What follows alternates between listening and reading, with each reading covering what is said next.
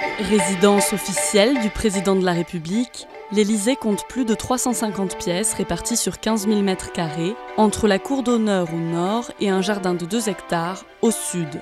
Le palais abrite le cœur du pouvoir, mais n'y était pourtant pas du tout destiné. En 1718, le comte d'Évreux fait construire un hôtel particulier, luxueux, à l'entrée de Paris, entre marécages, champs et pâturages. Le bâtiment est ensuite plusieurs fois transformé par ses illustres propriétaires. Il sert de résidence à la marquise de Pompadour, favorite de Louis XV, ou à la duchesse de Bourbon avant la chute de la monarchie. Napoléon en fait sa dernière résidence impériale et Napoléon III y passe quelques années avant son coup d'État. Successivement garde-meuble, musée ou imprimerie nationale, il est dédié au chef de l'État depuis 1873. Le président travaille dans le Salon Doré, au centre du premier étage. Le général de Gaulle fut le premier à y installer son bureau. Tout autour se trouvent les bureaux des proches collaborateurs, comme celui du secrétaire général de l'Élysée, mais aussi le Salon Vert, ancienne salle à manger impériale qui accueille aujourd'hui les conseils de défense. L'aile Est est la partie privée.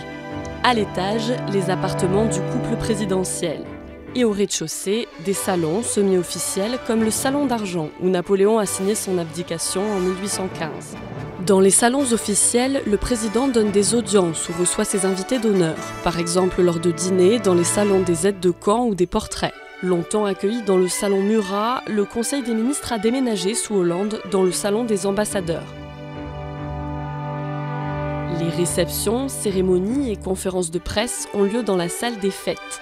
Inaugurée en 1889, elle est prolongée par le jardin d'hiver et le salon Napoléon III, salle à manger d'apparat au décor d'époque.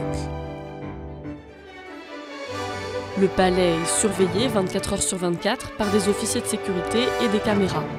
Depuis 1978, les sous-sols abritent le poste de commandement Jupiter, une pièce impénétrable d'où le président peut déclencher le feu nucléaire.